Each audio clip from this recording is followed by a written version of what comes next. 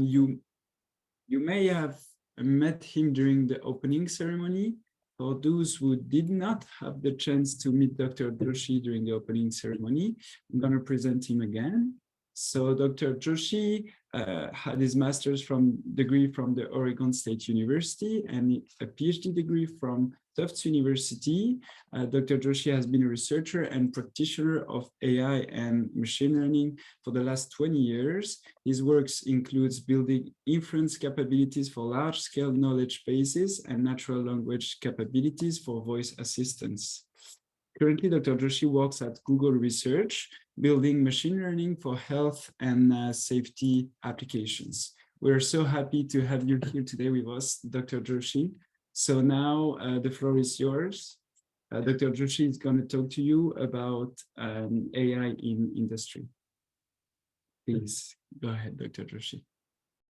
All right. Thank you, Sebastian. Let me figure out how I can turn on my slideshow.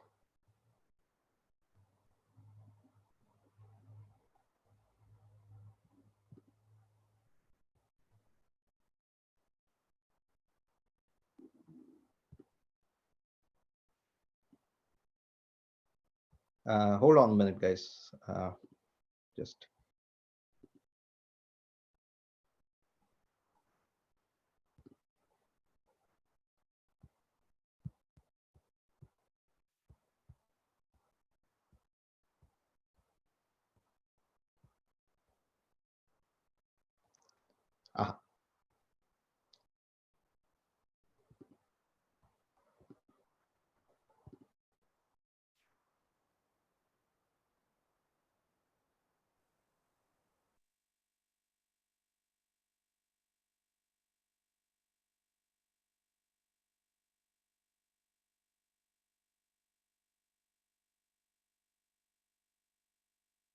We have the screen.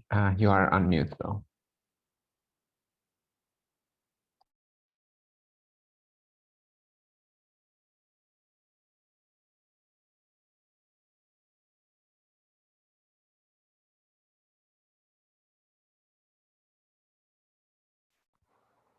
Hello. Can you hear me? Yes. Yes.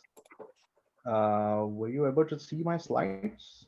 Yes, we can see the first one, I think. ML Oh, you in can the see the industry. slides? Okay. I can't see you seeing the slides, so I was confused. Okay. All right. No problem. Cool. Let me start. So thank you, Farad, for giving me this opportunity again. And hi again, folks. As you can see in the title slide suggests, today I'll be talking about ML in the industry. And the reason I chose this topic for our first career talk is because I believe there is some sort of disconnect between how ML is practiced in academia and in classrooms versus how it is practiced in the industry. And now this disconnect is not actually unique to ML. It exists in all fields. And unfortunately, it is inevitable to some extent. The industry is more like the Wild West, where there are thousands of things that can go wrong, and Murphy's Law reigns supreme. Classrooms are designed specifically to shield students so that they can focus on acquiring core skills without getting distracted by Murphy's Law. But even then, classrooms, I believe, should have a window to peek outside and get a perspective. And today, my hope is that we will open one such window, and I hope you will like what you see outside.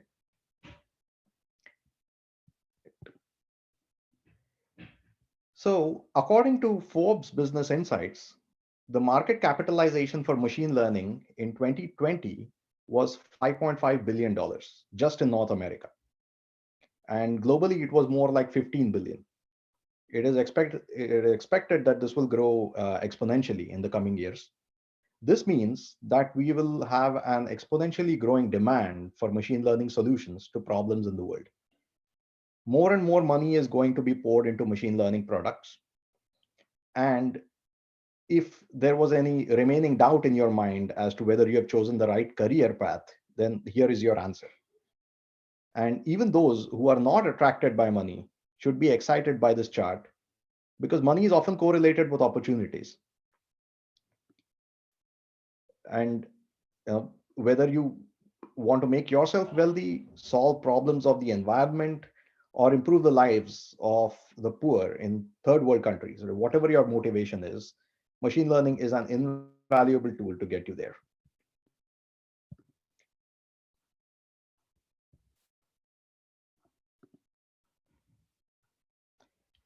Even today, right, pretty much every industry is already using machine learning, even if they don't realize it. Anybody who has done a Google search in the last year has used machine learning simply because the search engine itself employs machine learning models in the background. But that is not what that chart is talking about. When that chart that you saw in the last slide, when it says that adoption of machine learning models is going to grow exponentially, what it actually means is that there is going to be a more direct influence of machine learning models in major industry sectors. And let's look at some of these examples. The finance industry, right? For example, now this is the industry that moves all the money around. The AI application in finance industries that gets the most press is algorithmic trading.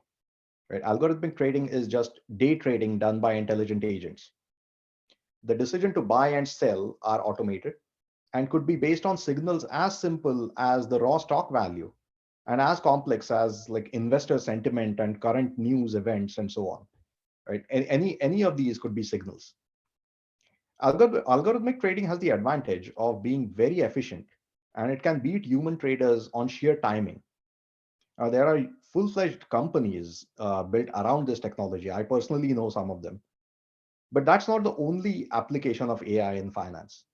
One can imagine services like credit evaluation and fraud detection benefiting greatly from improved AI models. Note that it's important that these models don't have to be autonomous. Right? Whenever I say AI models can help, right, it's mostly of the form that these models can help some human make decisions, right, and not that these models will make decisions for us.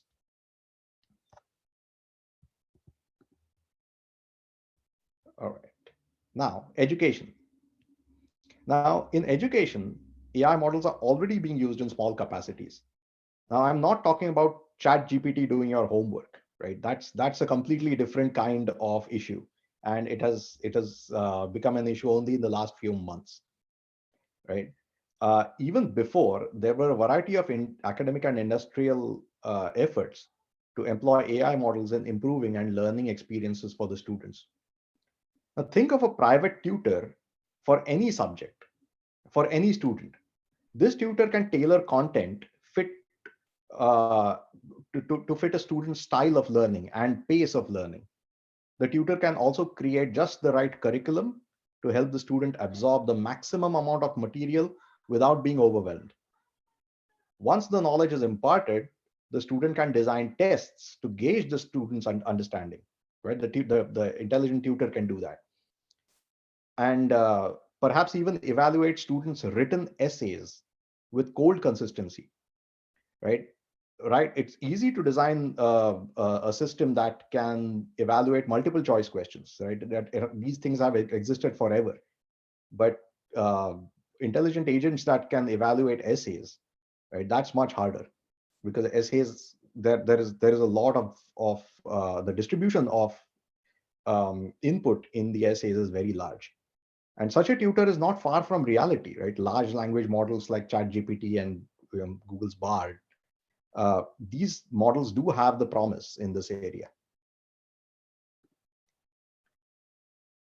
Healthcare, right? The healthcare industry is actually the fastest growing adopter of AI technologies, right? If you look at where AI is being deployed most and where it is probably going to be deployed most in the next 10 years, this is the industry to look for.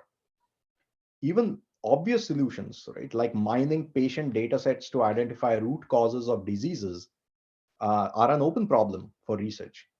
The hospitals, universities, and companies across the world are teaming up to create models that can assist doctors in diagnosis based on the patient's symptoms. But the use of AI does not stop there. Right? Imagine robotic surgery.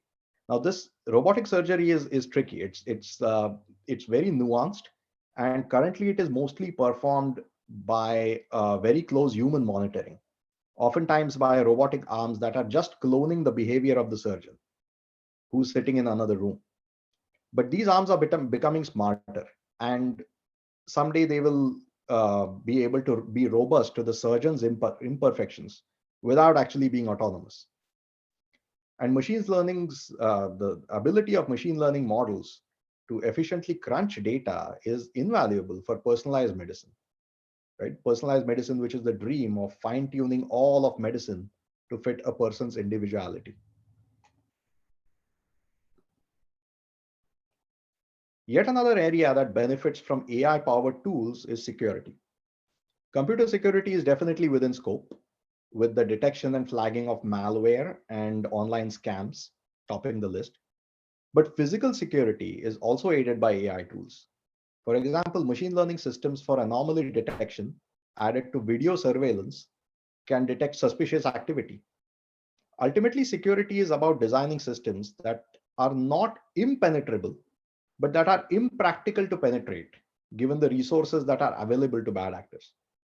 And smart AI simulations can aid in designing such systems in the physical world and also in the virtual world.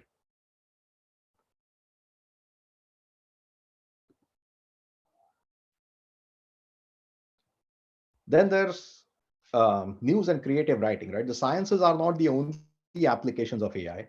Creative writing has been the goal of AI for many years because it is considered a creative activity, an intelligent activity. Now, with large language models like ChatGPT and Bard, that has actually become a reality. Right now, you can go ask ChatGPT to write a play, um, and it will do it. Right? It is likely the most immediate disruption that is caused by AI will probably be in the field of creativity. And the reason is that these large language models, they struggle with hallucinations, right? We all know that they sometimes say things that are just absolutely false. But when it comes to creating stuff, there is no wrong answer, right? And that's where these models really shine. They can come up with something that we have never thought about, right? Um, like writing song lyrics and play scripts, and they'll surprise you.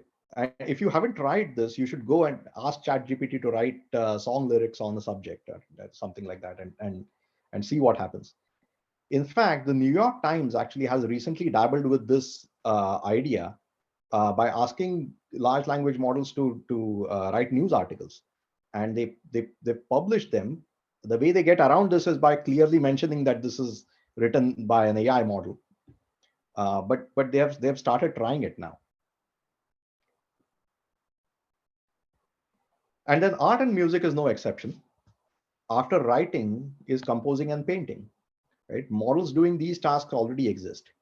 Free services also exist. With AI generated art, the discussion has now reached art competitions, where some people have managed to submit AI generated art into these competitions.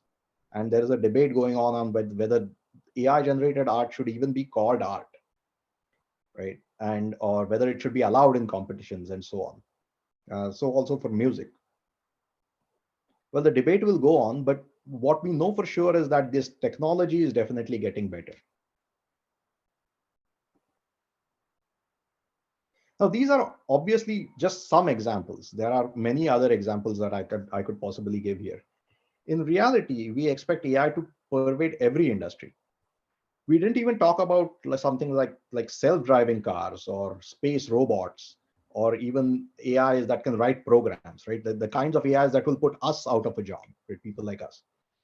Right? We didn't even talk about those, and maybe even new industries that we haven't considered today will emerge because this kind of AI technology is available. But the journey ahead is, to get to all of these destinations is tricky.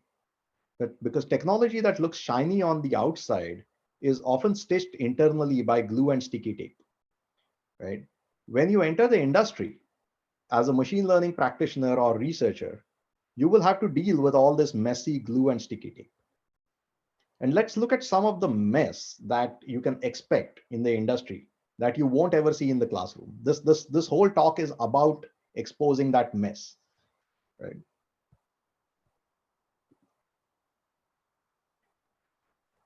So problem first versus data first, right? What does this mean? So in the classroom, we always operate in a data set first setting. Right? When you're learning how to build machine learning models, you typically start with a data set. For example, if you want to build a model for image classification, you will start with a popular data set like MNIST or ImageNet. And then you will split the data set into training and test data sets, build a model or a few models on the training set. You'll evaluate it on the test data set, and then report the accuracy or the F1 score or some such popular metric. But this process is great for learning how to build models. But it is somewhat like losing a ring in the dark and searching for it under a lamppost because that is where the light is better. Right? When solving real world problems, you have to bring the light to where the ring is most likely to be found.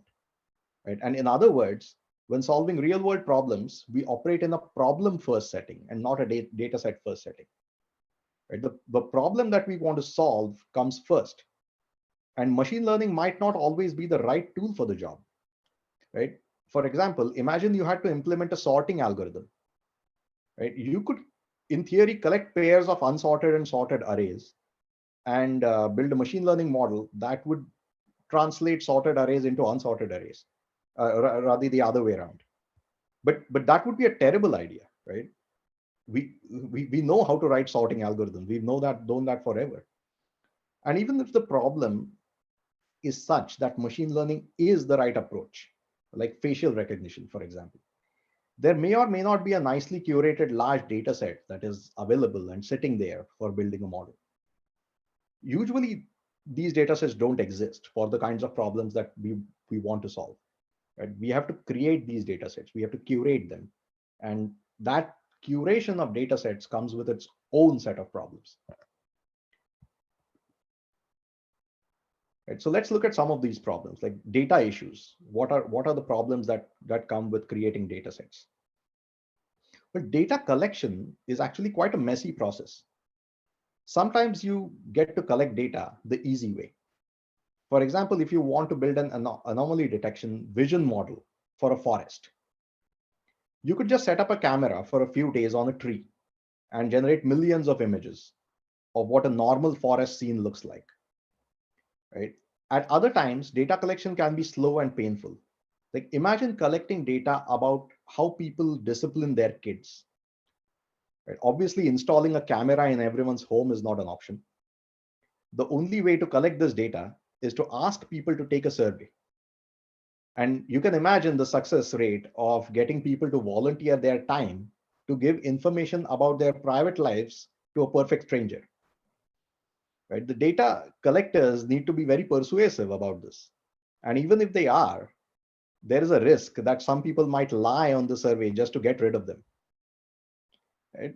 One solution to this problem is to incentivize people to take the survey.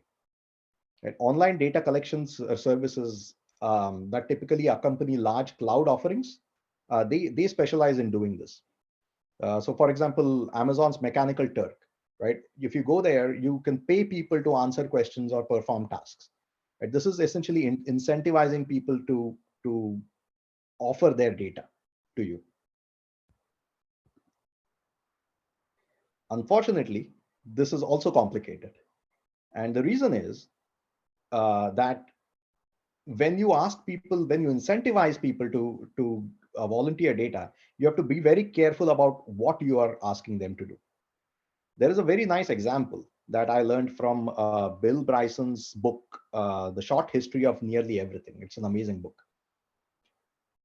In there, he says that there was a German paleontologist in the 1940s, and he was searching for early human remains in Java. And he decided to enlist the help of the locals in his search by offering them 10 cents for every piece of hominid bone that they could come up with. Unfortunately for him, and of course for his research, he discovered too late that the locals had been enthusiastically smashing large pieces of bones into smaller ones to maximize their income. Right? So this is an example that shows how dangerous incentivizing somebody to give data can be. Right? These incentives have to be really clearly thought out. Another example comes from a New Zealand school, students from a school in New Zealand. Data was collected to plot the students' height against their arm span. Right? The students filled out a survey volunteering their own measurements. When the data was plotted, they saw two distinct trends. One was a trend that was expected, right? They kind of had something in mind as to what the arm length against somebody's height might be. The other showed the arm spans as half of what was expected. So there was two sets of the data could be cleanly separated into these two kinds of trends. It was then discovered that a good fraction of the students were reporting arm lengths instead of arm spans. So like length of a single arm instead of the entire span of their arms. So in this example, we see that this was not even misguided incentives, right? The students had to fill out their surveys. They just do what they wanted to do. But they misinterpreted the instructions. Right? So this shows us that it's not getting surveys is not easy, right? You have to know exactly what you're asking and know exactly what kind of answers you can expect. But even if you do manage to get a lot of survey data, right, there are problems that your data set will probably have after you have collected it, right? Most of this comes from this phenomena called bias. And there's one type of bias that is called selection bias, right? So basically the data that you collect might not actually be the data that you want. Right? Imagine collecting data to learn about human jaw sizes, for example. If you only collected the data in London, you will have a great model of the jaw sizes of Londoners, but not of all people. This is known as selection bias, right? Bias that is introduced because of selective collection of the data. One form of selection bias is called volunteer bias, which if your data depends on someone volunteering information, then the same bias that separates volunteers from non-volunteers also appears in the data.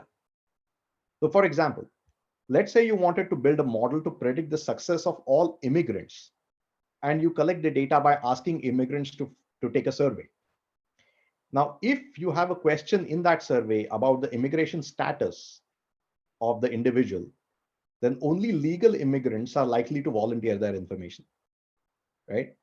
This means that your data will have largely underrepresented population of illegal aliens, and that may not be what you want, especially if you work for the Census Bureau or something.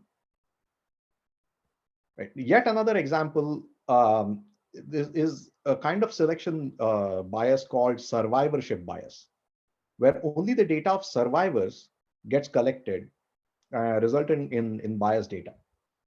So for example, if you want to understand how well a new exercise program is affecting fitness of participants, and you eliminate from the study all participants who dropped out of the program, you will see a biased sample.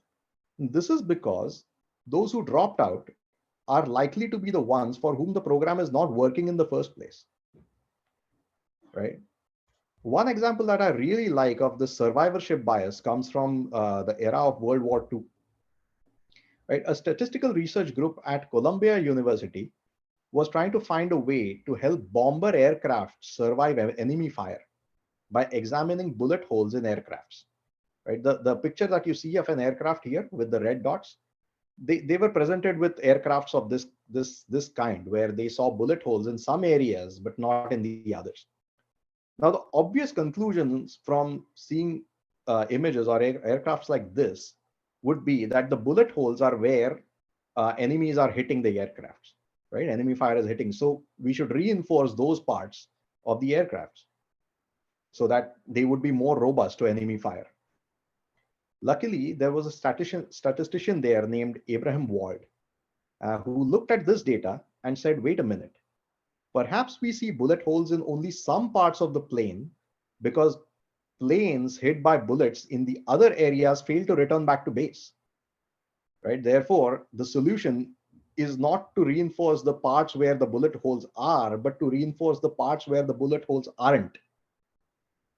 Right? This is how survivorship bias is actually corrected. So this is a great example of how survivor bias was understood and used to generate a better model.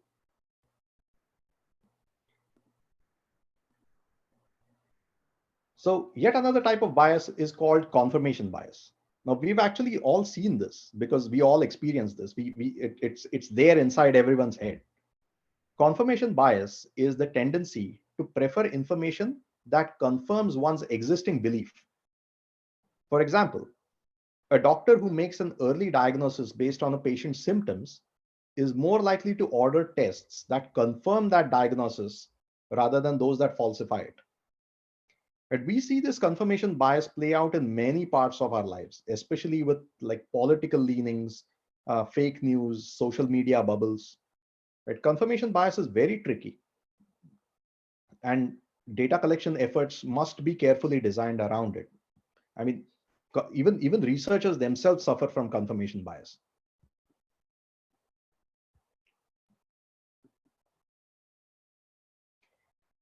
Now, an issue that arises when with collected data is that of imbalance, right? Often this is a very common issue that arises in collected data.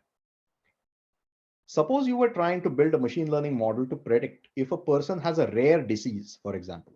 Let's say the disease that happens to only 0.1% of the population, right?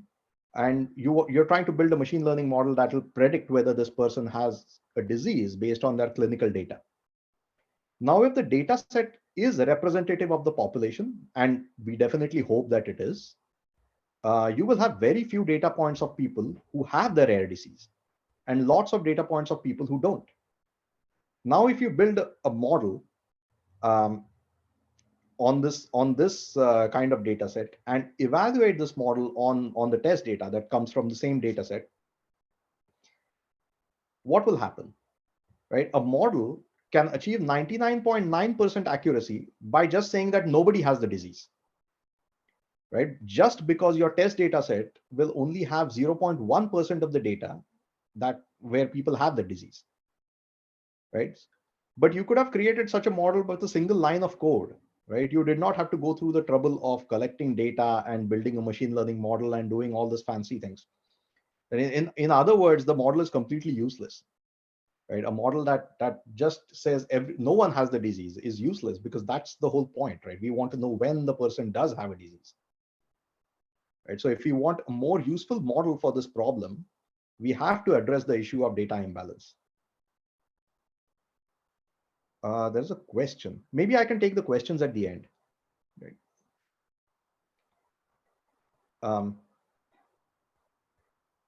Right. There are many ways in which imbalance can be countered. I'm not talking about solutions here, just trying to make sure that the problems are known. Missing values. So collected data also has this problem, right? There are missing values in the data. This can result from something as simple as people not filling in some columns of the survey form. It could also result from faulty equipment used to record data. Some of you may have noticed here that this issue is actually related to selection bias, right? That is, in some cases, missing values could be the result of selection bias. We saw the previous example where if you asked immigrants their immigration status, illegal immigrants are more likely to leave that answer blank, right? Even if they did participate in the survey, which means that you'll have missing data for a reason.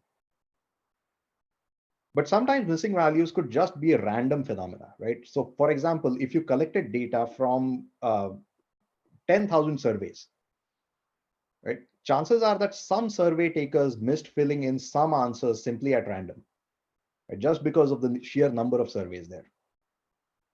But whatever the reason for missing values, they have to be addressed. Models typically training cannot handle missing values. They have to be addressed. I mean, you have to do something. You have to augment the training algorithm typically to be able to handle missing values. And the way you handle missing values can change your results. So you have to be careful about that.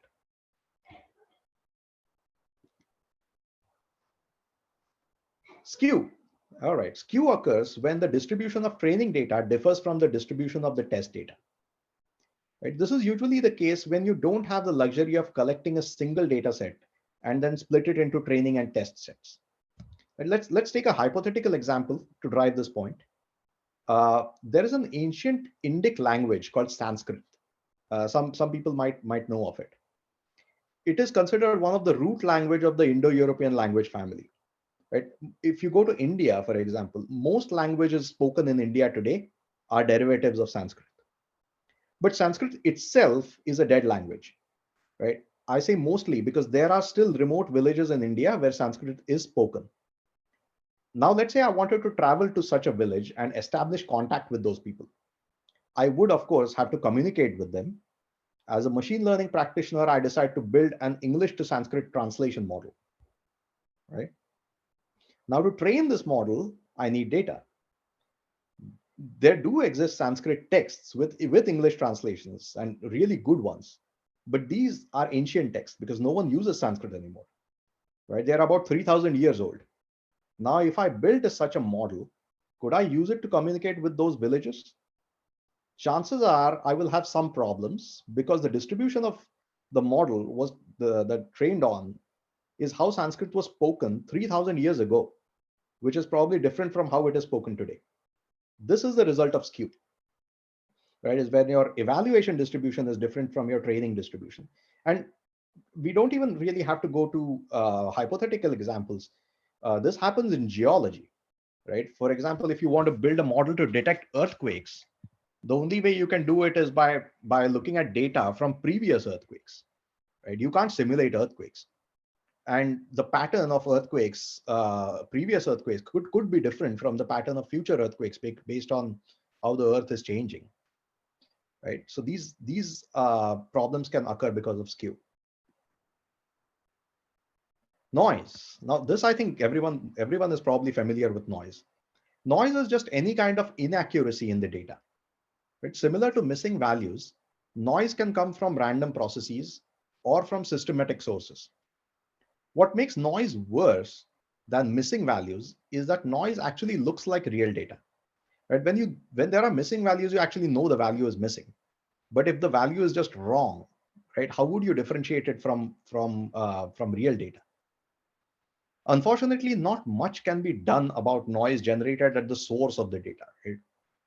If you control the data collection process, you can use techniques like redundancy to mitigate some of the noise. So let's say you're taking a survey or you're asking questions to people on MTurk. You can ask the same question to 3 people and take the majority opinion or something like that, right? That can eliminate some of the noise. Model training itself, in some cases, can compensate for a small amount of random noise. But in general, it is safe to assume that any large real-world data set will contain some noise. It's just very unlikely that noise will not be there. Now, beyond data issues, there are issues with the modeling itself, right? I mean, data is just one part of it. It's a huge part. But even if you had great data, right? Even if you had awesome data sets, we will still have to solve these model-related problems. And I don't mean problems of modeling like addressing the bias variance trade-off or good feature engineering and these kinds of things. Yes, we have to do those, but we do those in classroom settings as well. I'm talking about modeling issues that arise from being part of a business.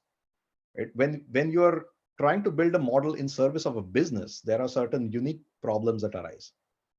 One of these issues is that there can be a mismatch between what metrics we use to gauge the model performance as opposed to what metrics the business cares about. For example, imagine you're working for a military contractor supplying autonomous bomber drones, right? Quite a drastic example, but just to drive the point. These drones are to be deployed into enemy territory during war times so that it can identify the bomb enemy target. Now, suppose your model achieves an accuracy of 99.9%, right? Great accuracy. That's a great model. It does better than facial recognition models, in fact, if it is actually achieving that kind of accuracy. So is it deployable? Well, probably not. I don't know. But there is a case to be made for not deploying that model because what 99.9% accuracy means is that it makes one mistake in 1,000. but that mistake can mean killing a civilian, right? So just because your model is doing an awesome job does not mean it meets the needs of the business. Model metrics are not the same as business metrics. Therefore, one has to be careful in designing the model metrics, right? The most common metrics might not be the right metrics you want to look at. So model metrics have to be informed by business needs.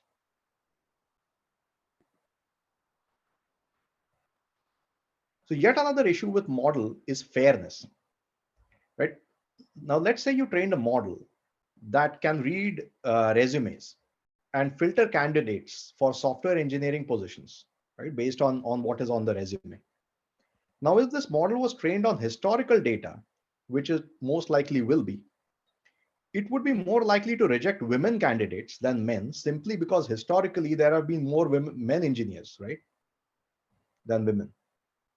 The model itself is simply doing what the data tells it to do, but that makes it unfair to some section of the population, right? That's a business risk. We don't want a model like that typically.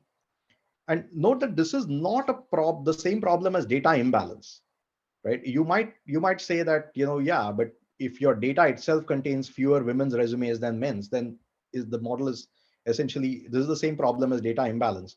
Data imbalance is a different kind of problem, right? Sometimes data imbalance is acceptable, right? In the case of data imbalance, for example, uh, let's say that you build a forecasting model that predicts how many cereal boxes of each type you should keep in your inventory, right? In let's say a store, right? And the model's recommendation ends up ejecting one type of cereal from your store just because very few people actually buy it, right? So in your data, very few people actually have used that cereal, have bought that cereal. Now that might be fine, right? You may lose a few customers of that cereal, but you'll probably end up selling more cereal by keeping the popular ones around. And this would be a valid business decision, right? Even though there is data imbalance in this case, right? We wouldn't say that the model is being unfair to the unpopular cereal, right? Model fairness is an issue when some protected category of the demographic are disadvantaged in the model's output. Such a model would be ethically and legally problematic. And this problem needs to be addressed before such a model is deployed in most business cases.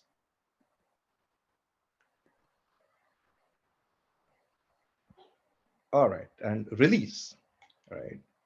Now, even if you have a great model and great data, there exist other issues with building models in the industry. Beyond data and model issues, productionalization is one problem, right? Even if all your business requirements are satisfied, these are the hurdles you have to overcome. The model you build has to be packaged into a service or some software, right? You don't just give models to other people. The input and output has to be thoroughly tested, and the package has to be released. Release usually involves making sure the package meets some bar. So for this, all metrics of the model or the service are continuously monitored when the model is deployed. Anytime any metric drops below the bar, an emergency alert is created where the system previously put in place gets activated to mitigate that issue. Right? This usually means that some on-call engineer is paged, and that person has to come and resolve the issue. Right? But typically, when you release a model or a new feature, you do not release it all at once. Right? You don't release it to the whole world. You release it to a small group of people, perhaps your colleagues, who are more forgiving of the bad things that might be happening. Their feedback is collected and incorporated. If the monitored metrics keep crossing the bar, the service is released to a larger audience, perhaps the company. The same process then occurs again. If it again meets the bar, it is released to a larger audience, and so on. And the final stage is that it is released to all customers. Right? So this process of slow release is very typical of software engineering, and it is true of releasing models as well. Then comes the problem of scaling, right? Which means keeping up with the demand. Now, hopefully you release the model and your service is successful, right? That means that the adoption rate is good and more people are using it. This also means greater strain on your computing resources. There are multiple ways to address scaling, but for a business, it is important to anticipate the demand and scale preemptively. Otherwise, you just risk losing your customers, right? And anticipating demand can be hard to do, right? For especially for new services. Now, Chat GPT went from 0 to 1 million subscribers in 5 days, right? That was just unheard of. I have no idea how they scaled, right? It is just a large language model. Most of us would not be able to use it, right? If they hadn't solved the scaling issue. Uh, but we can, because they did address the scaling issue, right? And any model that is deployed in the real world will have to address the scaling issue. There are multiple established ways of doing this. And then finally, there is maintenance, right? Just because a model is finished and deployed and it crosses all the bars, that doesn't mean that your work is done, right? It can't just sit there forever and keep making money. Most real world models are built using real world data, which becomes stale after a while, right? For example, a company like Amazon has to keep updating their forecasting models as buyers and sellers onboard and exit their platform, and demand and supply keep shifting. New features of the data may become relevant and available. New model architectures may be discovered that perform better. New training methods may be found in research that perform better optimization. A machine learning model serving a business has to keep up with all of these changes to compete in the market. So you have to keep um, refining the model, keep updating the model as things change underneath. So these are just some of the issues that machine learning in the industry poses, and you will never see these in the classroom, right? There are others, but I just wanted to give a taste as to what it is like to build models in the industry. So thank you for listening. This is all that I had today, and I'll take questions from here. Thank you so much, Dr. Joshi. It was very interesting. I think we already have some questions in the chat. Right. First, I will ask Marilyn to reformulate because the question lost context if we ask it now. We have a question from Mohammed. Could we have self-driving airplanes or self-operating transportation for all types of transportation? For all types of transportation. So I guess I'm interpreting your question as, can we have self-driving transportation in general, right? Um, I don't see why not, in theory. The problem, there are two problems with self-driving transportation, right? One is the technology itself, and the other is the issues around it, the social issues that are implied by what it means to have self-driving transportations, right? And the social issues are trickier to get around. That should we have self-driving transportations, right? What does it mean for the transportation industry? What does it mean for the drivers of the trucks that carry goods around, right? These are questions for policymakers. There are ethical questions around self-driving technology, right? For example, today, if I am a good driver, for example, uh, I can minimize my risk of getting into an accident, yeah, just because I'm a good driver, right? Things can happen on the road, and there is always a probability of getting into an accident, right? But if I drive well, that probability is reduced for me, although the average probability might be higher. But if we all get into self-driving cars, that probability is just amortized across the whole population, right? Now it doesn't matter how well you drive, or it doesn't matter what you do. You can't do anything extra to increase your probability of not getting into an accident, right? Under self-driving technology. So that is like an ethical issue. And then there's the issue of technology itself, right? Is, can technology get us there? That, and in some ways, that is the easier question to answer. We don't know yet, the research is being done. Self-driving cars are being tested on the road all the time. Right? Even car companies are dabbling with self-driving technology. We might actually see self-driving cars in the next few years. As for self-driving airplanes and like submarines and stuff, sure, why not? Maybe someday in the future. Thank you, Dr. Joshi. We have another question from Mohammed. Can you explain the difference between imbalance and selection bias? Imbalance and selection bias, yes. So selection bias actually happens when certain data points get rejected from your data set, right? So your data set contains data points that have been selected by some underlying process, right? Imbalance can actually be a phenomenon of the underlying population itself, right? So when you're let's say you're collecting data about what's the right example, certain kinds of flowers, right? Daffodils versus non-daffodils, for example, if you want to build a model of that, right? And there exist very few daffodils around where you live, then your data set legitimately does not have good proportions of daffodils, right? Now, this is a phenomenon of the underlying population itself. It has nothing to do with how the data was selected. Even if you took your entire daffodil population and put it in your data set, you will still have imbalance. Selection bias comes when you selectively choose, or some process selectively rejects some parts of your data, and that is where the bias is coming in. So you don't even see those examples, right? The example that I gave about what was that? The survivorship bias of the airplanes, right? The airplanes that the researchers got to see were the ones that came back from battle, but not the ones that did not come back from the battle, right?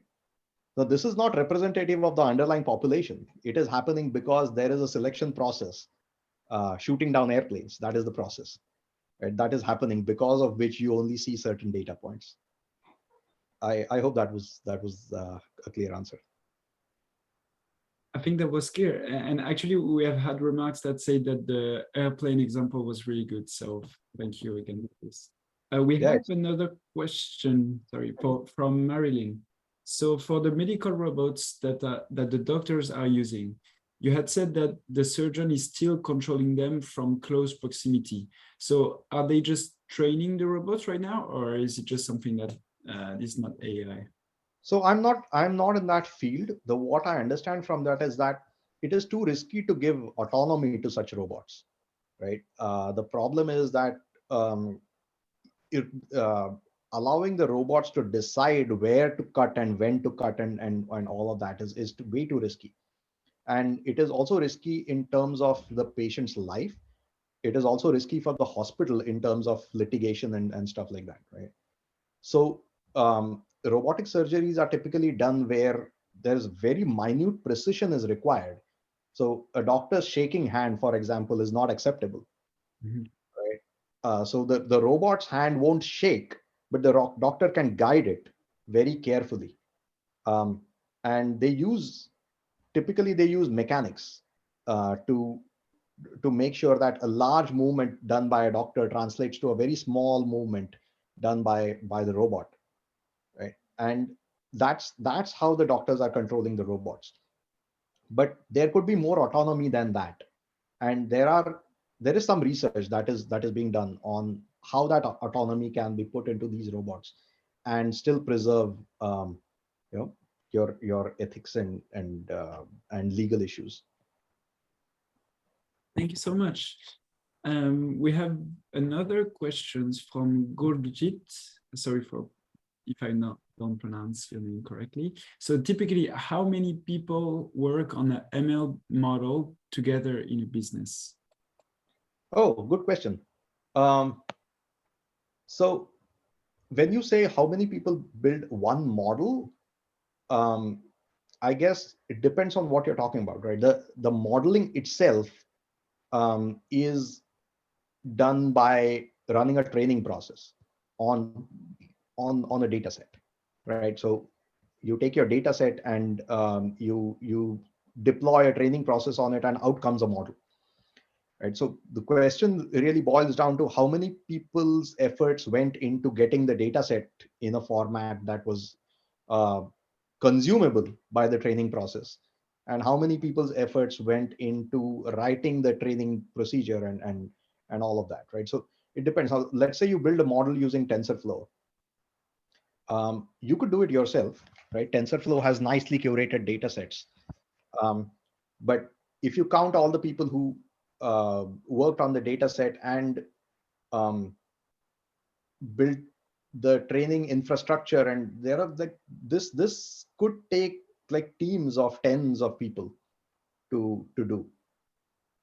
Typically teams are of that size, right? Because the software teams are of the size of like 5 to 20 people, and there's a reason for that, that these kinds of building these kinds of infrastructure that can do modeling can take that many people when there are so many parameters involved, including uh, like data cleaning and data polishing and all of that. Thank you. We have another question from Seamus. As someone in natural language understanding, do you see natural language processing as a field in industry reaching a sort of end game, like a perfect language comprehension, machine translation model, making any further purely academic? Okay, do you see it reach perfectness anytime soon? Natural language or understanding with artificial Natural intelligence? language understanding perfection. Do I see it reaching perfection? um I don't know. I don't think so. It's probably easier to answer this question because you use the word perfection. um Perfection is probably not going to be achieved because humans aren't perfect either, right? And all the data that is coming into the model is coming from something that humans have put out, right? So when you say NLU, natural language understanding, is perfect, I doubt that is going to happen, because even, I mean, you could be speaking to somebody and they say something and then you don't understand them, right? That happens all the time. I believe the models will have the same limitations. Thank you so much. We have another question from Marilyn. As you said, for example, if your model has a 99.5% accuracy, then still 1 over like 1,000 people might die. But what is your opinion for when machine learning in medicine will reach an acceptable level, considering no human is perfect either? Like, Good question. Yes, this is a great question. Um, yeah, so that is really about what is an acceptable level of accuracy, right? What is an acceptable level of error? Um, and we will only be able to answer that based on collection of data, right? So was what percentage of surgeons make a mistake, right? For example, right? Do we have those statistics? And if we do have those statistics, maybe we can build machine learning models to match those. But there is a problem on the other side, is how willing people are to give their lives in the hands of a surgeon versus a machine, right? Even if they have the exact same accuracy, right? If I am the one on whom a mistake is going to be made, do I prefer the mistake coming from a human surgeon or a machine, right? I don't know. The answer might differ based on who you ask. So what is an acceptable level of accuracy? It might be that reaching human level of error or human level of accuracy might not be enough for the machine. And that is not it's not a technology question at all. It's a question of social acceptance. yeah, maybe some tasks are more easily accepted to be automated than others. Yes, less sensitive. Yes. Thank you so much. So we have another question. How can we take into account morality and ethics when it comes to designing machine learning models? Good question again. So morality and ethics are external to the model. Really, they have to be imposed on the model. Right? The model is it's a statistical model, right? It just obeys what the data is telling it. So the morality and the ethics have to come from the data, right? And there is nothing about the model, or they can come from like filtering the model's responses, right? Um, so there might be a meta model sitting on top of a model that disallows it from saying something that is offensive or something like that, right? Those kinds of filters could um, help in ethics. But there are in the industry, this question is actually taken very seriously. And fairness, the fairness point that I had, the slide on fairness, it actually comes from exactly this. Right? Is one form of morality is that your model has to be, whatever your model is doing, it has to be fair to protected sections of your demographic. Right? So for example, you can't have a camera, or you shouldn't have a camera that takes better pictures of light skin versus dark skin, right? So these kinds of issues are being discussed in the industry, and there are they are trying to be mitigated. And the mitigation typically comes in the form of enhancing data sets, because that's where the bias creeps in. Thank you so much. We have a last question from Yes. Valerie on the chat, I mean, because I also have some questions. Okay.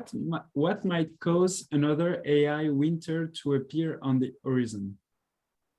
Oh, wow, great. Awesome.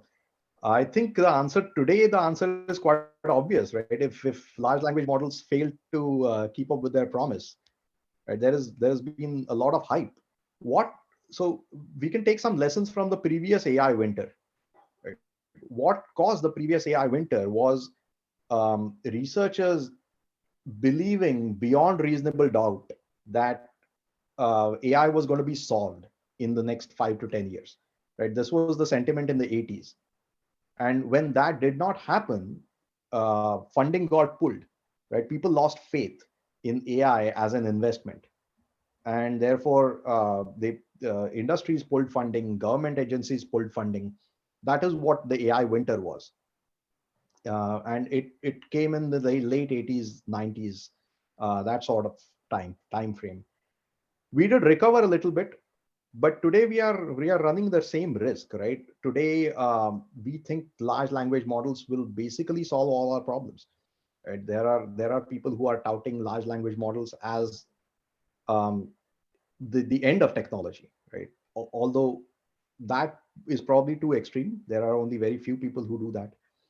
Uh, but if the large language model technology that we have, or general foundation model technology, to generalize it, that we have today, if it fails to live up to its hype, I think we will see another AI winter. Thank you very much. We have other questions actually right now. So from Andrew, there is a concern from people that machine learning will take away many jobs in the future. What is your opinion on this concern? Is it a big issue as a lot of people think? Yeah, it's a tricky one. I am not, I'm probably not the best person to ask this question, but to answer this question. But I mean, obviously, I have an opinion. So, which is what you're asking. And I think it is going to be like any other technology, right? Technology always disrupts. So people are in their jobs, people are doing their own thing, and then comes a machine that can do the job of the same person in half the time and half the money. Right? What do you do now? Now you don't need as many people working on that thing. So they have to find other jobs. This disruption has been happening forever, right? AI, if AI does cause this disruption, it will probably be the same kind of disruption. It is, again, it's a social issue, it's an ethical issue. um, how fast one can move into other kinds of employment is the other question. This is one line of thinking, is that if you lose your job, it's your problem, kind of thinking, right? It's like, find something else to do. The other kind of thinking is that some people will always lose their jobs when technology is introduced. So maybe we need to release technology, but release it at a pace that is absorbable by the society, right? And hopefully that will solve the problem, because not releasing it is also a problem, right? If we have technology, it will come out somewhere. But Thank you very there are much. other opinions. I'm sure there are people who are better equipped to answer this. But you're well equipped as well. So I had some questions myself. Yes. So when you look, for example, like on LinkedIn or any website to search for jobs, we see like many different jobs related to AI. So we see like data scientist, data engineer, machine learning engineer, AI researcher. Could you elaborate a bit on how all of these jobs work together, and what job maybe were you referring to when you were talking about data curation and these kind of things? Sure. Yes. So it's a little fuzzy, because different industries have their own titling systems. So even a company like Amazon and a company like Google, right, both tech companies, their job titles are not one-to-one matches, right? What is known as a scientist in Amazon um, and a scientist in Google might have different job roles. By and large, data scientists are work with data, right? They work typically with data pipelines. So typically, right, a data scientist will be the one who is responsible for bringing the raw data into a form that is consumable by a training process, right? That entire pipeline and everything that is done to the data um, in its journey from raw form to consumable is done by the data scientist. Then there's the research scientist. The research scientist typically will try to push the boundaries of knowledge of in AI. Right? Even in the industry, there are some companies who do pure research, right? Where pure research is done, papers are published. And typically research scientists will work in those roles. Um, then there are machine learning engineers who are the ones who will build models, right? Build training procedures, build infrastructure for those models. There are software engineers who help with spinning up the services where the models are deployed, right? And take care of the monitoring and the maintenance and the metrics. But I'm using a very broad brush over here, right? Typically, when you go into a role in any company, you very rarely stick to just the role definition, right? You are expected to move around a little bit, interact with other people, work with other people, and in that process, there is some spillover here and there, right? So, for example, a software engineer whose job title just says that they are supposed to spin up services might end up reading research papers and contributing in that area, right? Typically, nobody's going to stop you from doing that, right? In the industry, I mean, if they do, that's not a great place to work. So, these job titles have some definition, some semblance of what I just described, but there is usually a large opportunity to move around in there. Okay. Does that answer your question? Yeah. Perfectly. Thank you very much. Do we have time for more questions, Dr. Maliki? Or Perhaps I can actually go with a question here. So right now we have students, perhaps some of them in their first year, second year, third year of their study, and they might be interested in a career in AI and machine learning. So what is your suggestion for those students, how they can prepare for a career in AI? For students, I think the best, well, it depends on what dimension of AI they want to work in, right? If you want to be in academia or the industry is maybe one of the broadest questions that they need to answer first. So if you want to work in academia, then I guess, Farhad, you are probably more equipped to answer this question than I am. What they need to do to be a professor, a successful professor.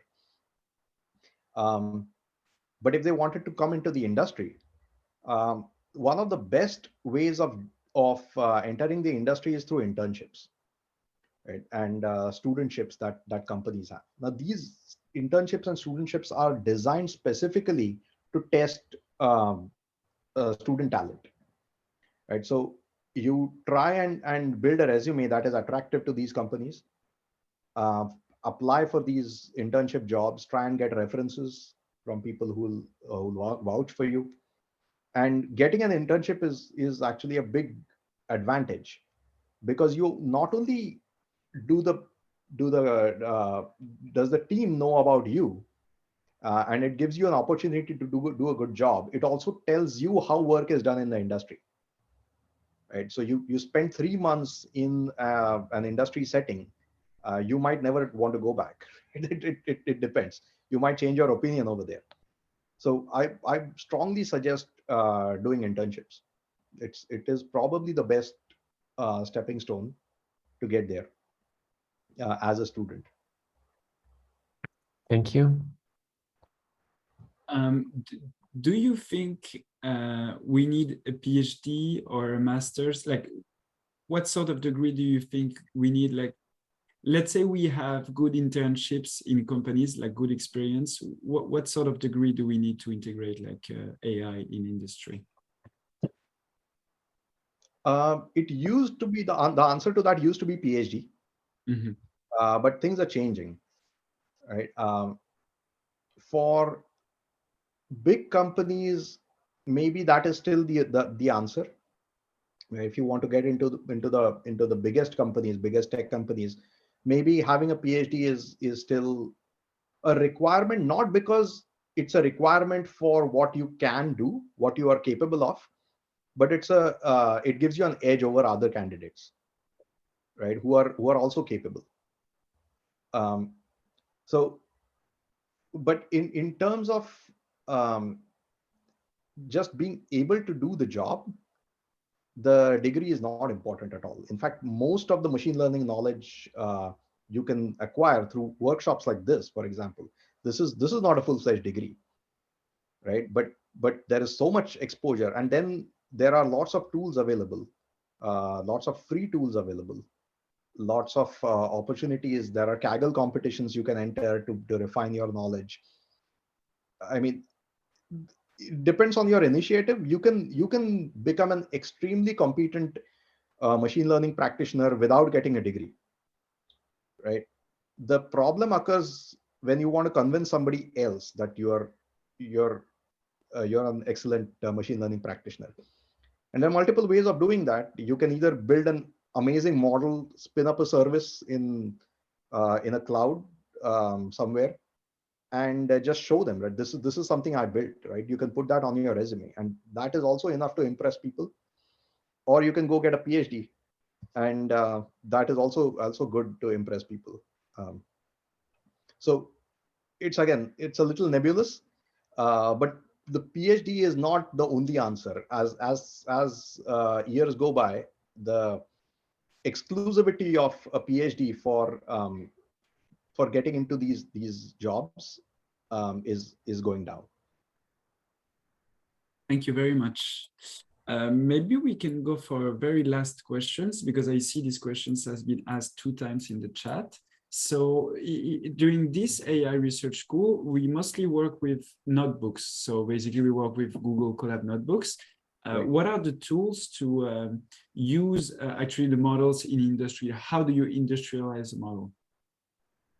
Oh, how do you industrialize the model? how do you deploy the machine learning models that you build from like a notebooks? Oh, I see. Oh, well, they are actually deployed. Machine learning models are ultimately deployed in services. Services basically run raw code, right? They are running. So if you have a service that's written in Python, they are deploying the model. They're running Python code. Notebooks are great to test out stuff, but ultimately we don't run production systems in notebooks, right? But notebooks are a pedagogical tool. And the question is about how it is deployed, how machine learning models are deployed in production. Yes, they're actually deployed in services, in services that run raw code, not in notebooks. Yeah. Thank you so much, Dr. Joshi. I think you have been burdened with a lot of questions right now, so maybe I'm very happy about this. I'm very happy Okay. to answer. That's perfect. I actually maybe I can go for a last question if Sure, you don't yes. mind. Yeah. So because I have the feeling that research right now is pushing to implement solutions that become more and more difficult. Like let's say like the models, they have more parameters or the techniques for training them are more complicated. But I have the feeling that in industry, we push for something simple to like implement and infer and add to a service. What's your opinion about this? It is true. That at least has been the trend. Uh, in fact, there used to be a rule of thumb that if you can simplify the model by reducing the accuracy by no more than 2% or by 5%, then you should do it, Mm-hmm. right? And the reason is that simpler models are easier to maintain, right? When they are easier to experiment with. So if you can get away with a linear model, for example, you can actually inspect the weights of a linear model and understand what it is doing. That is an interpretable model. And that's huge, right? Understanding what the model can do or how the model makes decisions is crucial to debugging it. And this debuggability, this simplicity is important for models that are deployed in production because they can be maintained more easily.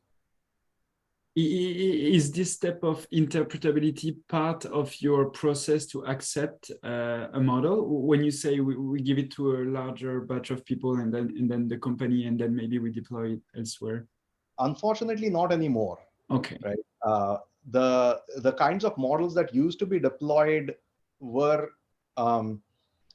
like logistic regression models or support vector machines and decision trees, and these are still used. By the way, there exist industries that still deploy decision trees, but once you get into neural networks and you get into models that are large, which is what many industries are doing now, I mean, you're pretty much throwing interpretability out of the window, right? So it used to be that you went for interpretability and simplicity. Now the trend is you forget about interpretability and just focus on model metrics. Or deploy the model that is doing the best job, Mm-hmm. and that limits us from in the kind of applications that we can deploy this in, right? Like imagine Google search, for example. A huge machine learning model is fine because the worst thing that can happen is that your search results will be ranked incorrectly, Mm-hmm. right? That's the worst thing that can happen. But you don't want to deploy face recognition software, and definitely don't want to give it in the hands of like law enforcement or something like that, right? This application is now limited because we don't understand how that model works, and therefore it has different legal implications, right? So the going up in complexity is definitely the trend, but what it has done more than um, impact maintainability is that it has limited the areas of application. I see. Thank you so much, Dr. Joshi. Dr. Maliki, do we want to add something? No, that was a very wonderful and insightful talk. I really appreciate it. I am sure the students, this talk has, has been so insightful for students that inspired them to actually work on AI and be perhaps pursue a career in AI. Yeah, Well, I'm very glad. I think they were interested because there was a lot of questions on the chat. So thank you so much for this. Absolutely. Very glad to be here. Thank you so much. Please join me, and thank you, Dr. Joshi, for the great talk. We can see a lot of thank you on the chat. So thank you so much. And it was a pleasure to have you here today. Maybe now we can end this session. And